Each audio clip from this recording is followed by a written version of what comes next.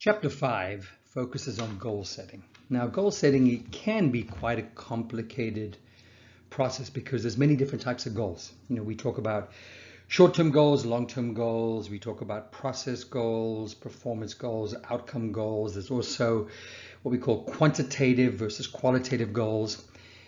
It can be pretty confusing, so we're going to keep it simple. We're just going to talk primarily about a kind of goal-setting acronym. Now, most of you have heard of the acronym SMART, S-M-A-R-T.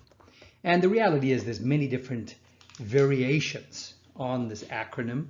The one that I choose to follow is one that is called SMART, using two A's, and then we add a little positive sign at the end. So let me explain what each of these words represent. So when we talk about specific goals, the idea here is to try to be as specific as possible in identifying what it is you would like to achieve. The idea of just saying, I want to get into better shape.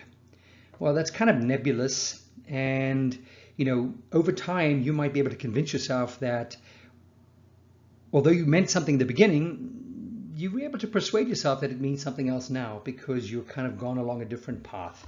All right. So we want to be kind of specific, and the idea here is to be able to specifically state, what it is you want to accomplish. I would like to lose 20 pounds in 6 months. I would like to incorporate, at least 3 servings of vegetables into my diet every day. Right? Then we talk about measurable, and I think that is self-explanatory. What we mean by measurable is that we should have a way to be able to assess not just whether we've achieved the outcome, but assess progress along the way. And the way we do that is we have to somehow quantify some sort of numeric metric around it. In other words, if it's weight loss, for example, I can measure my progress and whether I get to my outcome. So yes, a lot of times when we talk about measurable, we focus on objective measures. But I want to emphasize that I don't think we should discredit the importance and the value of subjective measures.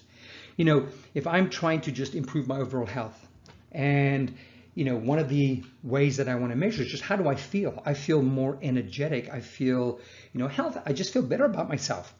Those aren't necessarily objective measures. Sure, I can go get my blood pressure measured and my lipid profile to determine whether I am healthier, but this is how I feel, right? So there's value in both objective and subjective measurements, but I would definitely encourage you to consider some of each. Now, I use the double A. So a lot of people use A for attainable, all right, which to me is kind of an oxymoron because I've always asked the question, why would you ever set unattainable goals? Right? Some people talk about action-orientated, like your goals should be action-orientated. That really means that you have to actually participate in some activities in order to achieve the goal, which has also raised the question in my mind, how else are you going to get to your goal? If you don't do something, you're never going to get to your goal. So I've always felt that the A was not well served. But what researchers have also talked about in this realm of goal setting is that you definitely have to be accountable, all right? There has to be accountability in this process, which means, if you're working with a coach who facilitates, goal setting, if you're working with a trainer who's kind of designing your program, that's all great. They're showing you the way, but at some point you have to take ownership of the process. So there has to be accountability, all right, for sustaining the behaviors that you committed to, but as well as not sustaining, in other words, not adhering to what you pledged to do, to that commitment, right? Because at the end of the day, you own this process. And if you don't own the process, no one else can, which means you're probably not going to get to your goals. The other A is adjustable. Now, we always hear this idea that, your goal should be pretty structured, pretty straightforward. That way we get consistency in the behavior. And that is a very valid point. However, we also see research that says if the structure is too rigid, too inflexible, it can become problematic because the reality is life gets in the way. Life throws unexpected curveballs at us all the time. And the idea of adjustability is not to say, hey, have the freedom to do what you want. No, it's having enough flexibility to accommodate for those unexpected events. In other words, planning or anticipating barriers and obstacles and having kind of a plan B in effect, that if you had intentionally planned to do this, but something got in the way. Perhaps you were planning to go to the gym today, all of a sudden you realized you hadn't completed a school or work assignment.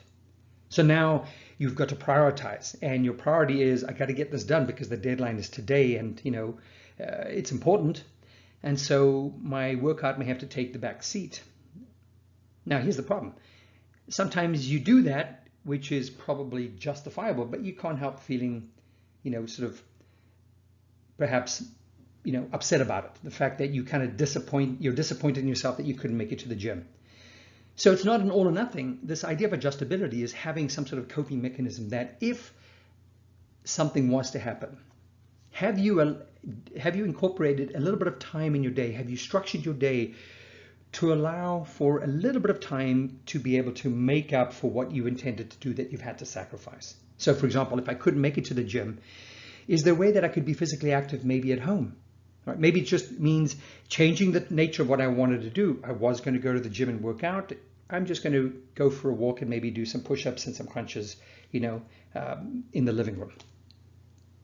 So that's the idea of adjustability. Or it's just being able to take what you want to do and realize, I can't be at the gym for an hour. I'm just going to be here for half an hour. So what can I do to make the best of this 30 minutes? That's the adjustability idea.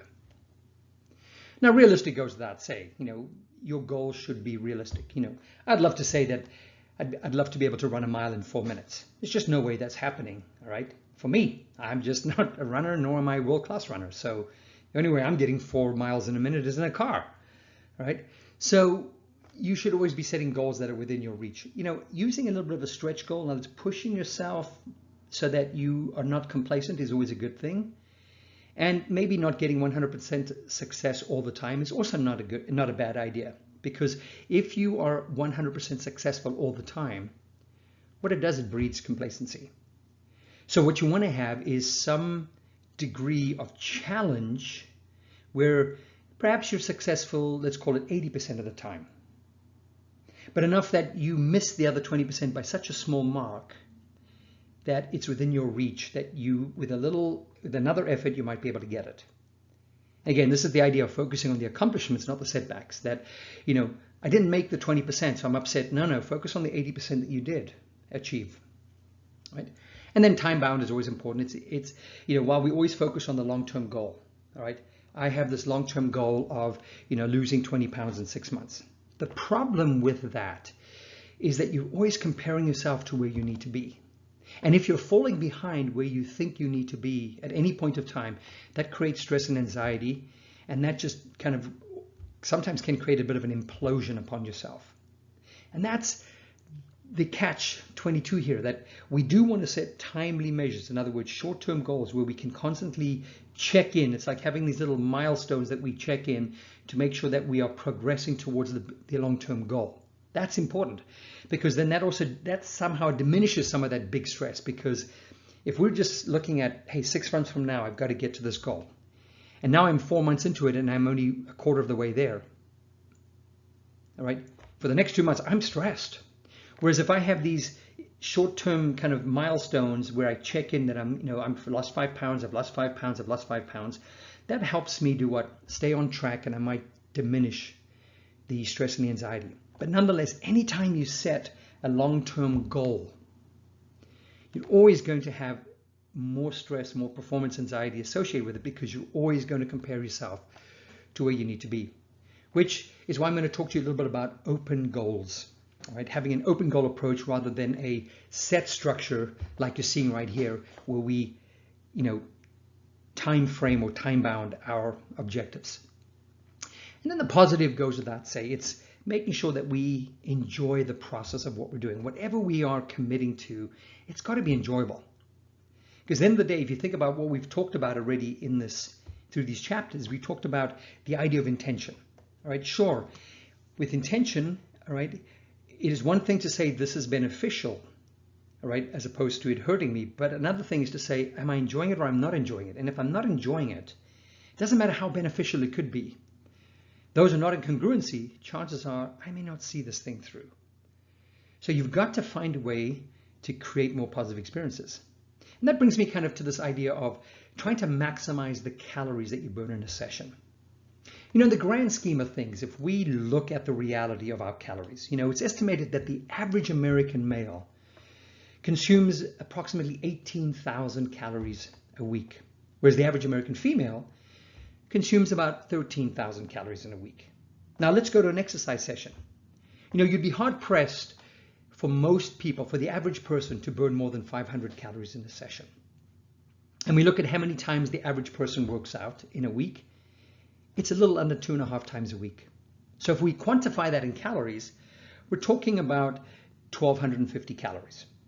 All right, 2.5 sessions at 500 calories a session, and I'm being liberal here with my numbers. That's 1,250 calories. If you look at it, that's not even 10% of all the calories we eat. So it begs the question, does exercise really have the biggest impact on chipping away at all the calories we eat? Forget for a moment that if you had a good workout, you might feel that you're entitled to a reward, which means now you've overindulged in some additional calories. So what we're seeing and what's been kind of evolving out of the last 15 years of research is that the frontier of weight loss doesn't lie in exercise. Exercise has a myriad of wonderful benefits, but as a standalone, looking at exercise as being kind of the catalyst to weight loss is generally not supported in the research. Now, a lot of people say, but I started exercising and I lost weight. Well, if we look at what else you did, you probably incorporated a lot of other, healthy sort of tasks and activities that went along with your exercise, such as, being more conscious about what you're eating, maybe getting good rest, all right, things of that nature. Then yeah, collectively they led to weight loss. But exercise as a standalone, unless you're willing to do, 6-7 times a week where you're burning in a significant number of calories, the calories just don't add up. So having said that, let's think about this positive experience. So many of us obsess with every minuscule calorie in the workout, that we are cramming every exercise we can into that 45 minutes to 75 minutes that we have in the gym, trying to squeeze every calorie out of it. And it comes at the cost of an experience. Whereas the reality is, you're probably making a difference of about 75 calories here to 100 calories. What if I could ease up on my workout and have an enjoyable workout, and I can make up that other 100 calories through the other 16 to 17 hours that I'm awake? It's a concept we talk about called NEAT, which is a term that stands for non-exercise activity thermogenesis. Essentially, this is the idea of where else can I burn calories when I'm awake? We do this from not sitting but standing, moving around, fidgeting, things like that. And those calories can add up very, very quickly. Why? Because you're not trying to squeeze them into an hour. You've got 16 to 17 hours to do this. And that has been part of what's explained the popularity of the standing workstation. It's not just health metrics, it also can contribute to weight loss. So, having said that, once again, I want you to come back to this idea of an experience. Don't sabotage your experiences by trying to squeeze every exercise, every minute of that session that you have by exhausting yourself in a workout, where it comes at the cost of an experience. Enjoy the exercise, take your foot off the gas a little bit, and find another way to get those calories that you're looking for. There's a lot of other options you have available to you. Now, when we're talking about goal framing, all right, we know that goal setting is part of this planning process, right? So when you're going from planning to actual execution of the behavior or the planned behavior, goal setting is an integral part of that. And we see tons of research supporting the benefits of goal setting, right? When people set goals, they are more likely to stick to the program and to achieve their outcomes. Now, in kind of framing our goals, let's talk about a few ideas here, or a few guidelines, if I might, that could maybe help you, all right, be more effective in this planning process. All right, in no particular order, all right. Anytime you are sitting down and kind of, ideating or developing your goals, right, one thing that you should always think about is what's happened in the past. What are some previous barriers, obstacles, just events that kind of stood in the way of me kind of being able to participate with some, consistency in these particular actions. Because obviously history has a way of repeating itself. So what's happened in the past may happen again, but not always. So don't just think about previous barriers and obstacles. Try and look forward to future potential obstacles and barriers. What might get in the way? One of the things I do when I'm designing a program, whether it's for myself or someone else, is I look at my blackout dates. I'm always going to look at my calendar, over the time frame in which I want to achieve this goal. So let's say I have a goal for, to achieve something in 6 months. I'm going to pull out my calendar and look over the next 6 months. What do I have that's of significant, or merit significant attention or consideration that is going to impede my ability to stick to this program that I'm developing? So I look for vacations. I look for, maybe, family visits, things that are going to get me out of my regular routine, like a business trip, a study abroad, whatever it is, right? Depending on what's happening in your lives. Because what you want to do is to plan around those. You want to be able to look at that and say, great, this is that week that I'm probably not going to be able to stick to my program. So I'm going to intentionally, during this time, take some time off. We call that an offload or a deload. Because it would be pointless trying to structure or stick to your routine during that time when you know it's highly unlikely.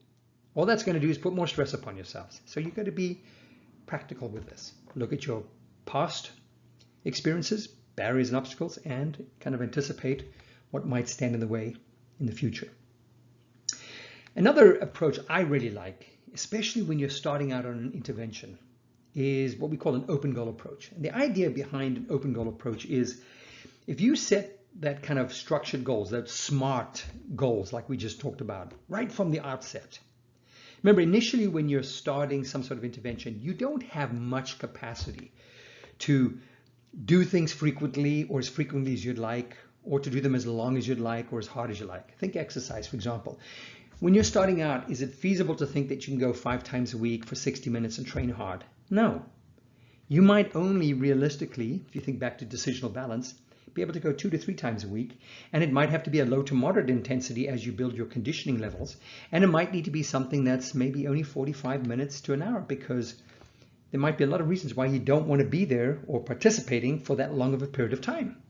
It might be fatigue. It might just be the fact that you don't know what to do over that time. So what I like to have is just an open goal approach, because the open goal approach is, rather than looking or comparing yourself to where you need to be, in other words, looking forward like we do with SMART goals. We always compare ourselves to where we need to be. With an open goal approach, we compare ourselves to where we were yesterday. So I might say, last week I only went to the gym twice a week. This week I'm going to make sure I go twice a week, and maybe if I can squeeze in a third, that'll be even better. You're comparing yourself to where you were previously as opposed to where you need to be looking forward into the future. What's the benefit of that? It reduces the amount of stress and anxiety. And that's kind of ties back into those short-term goals. If you are using the SMART acronym, set these kind of little shorter periodic check-ins for yourself, because again, that can help reduce the amount of stress and anxiety that you might experience if you only kind of check in on large timely bases where you're expecting these major jumps. Another thing I would suggest is, when you are kind of goal setting, it's quite possible that you might have more than one goal that you are striving to achieve simultaneously. And the idea here is, you might have an exercise goal, but you might also have a nutritional goal, plus a kind of unplugging from technology goal, plus a way to kind of connect more with nature. So you have simultaneous goals happening at the same time, because they all encompass this idea of wellness. So you might have this idea of, kind of addressing multiple facets within your perception of what being healthy is. The problem with too many simultaneous goals is that it spreads yourself too thin. It kind of dilutes or reduces the attentional focus you can give to each goal. So the suggestion would be either to limit the number of goals that you run simultaneously, maybe to 2 to 3, all right, at the most, so that you can maintain enough attentional focus to each one, or kind of prioritize or stagger them. Stagger one, and as it becomes kind of habitual, or you're finding that it takes less attentional focus because it's become kind of automated, phase into the next one. I want you to think about documenting your goals. We say, don't just think it, ink it. Because if we just have this nebulous concept of what my goals are in my mind, I can always just change my mind on that. I can say, well, I didn't mean that, I meant this. If you put it down on paper, all right, that's permanent, which means you're committing to that, which means you can't convince yourself otherwise. That's what you're committing to, and that's what you're going to stick to. That's your buy-in. You decided on that. You're committed to it. And what you can do with those documented goals is you can even share them with a significant other, and it becomes a bit of a behavioral contract. Nothing legally binding. It's just a commitment you're making and sharing that with a significant other, because it's one thing to let yourself down. You can kind of get over it. But when you disappoint or perceive that you've disappointed someone else who's important to you, that's a whole different story. Set yourself some challenges, right? Don't set goals that you feel are so easy that, yeah, I'm going to get 100% of the time, because a lot of people think I need to be successful 100% of the time because success builds self-efficacy and that builds motivation. And there is truth to that, but you also got to understand complacency can go the other way. In other words, if your goals are too easy where you don't have to put forth much effort, then you are diminishing how much drive and how much resiliency you will have when you need it. So it's always nice to set challenging goals. In other words, stretch yourself a little bit. Maybe don't strive for 100% success, right?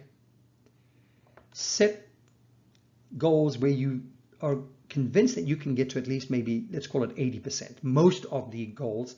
And then when you kind of reflect back, you're checking in, so to speak, your framing should be focus on what you can do, what you have accomplished rather than what you haven't done. Again, that idea of sustained talk versus change talk. In the change talk, talking about what I have committed to, what I have accomplished, right? Don't let the setbacks kind of drag you down. So there's just some ideas in terms of things to consider as you go about your goal setting kind of planning.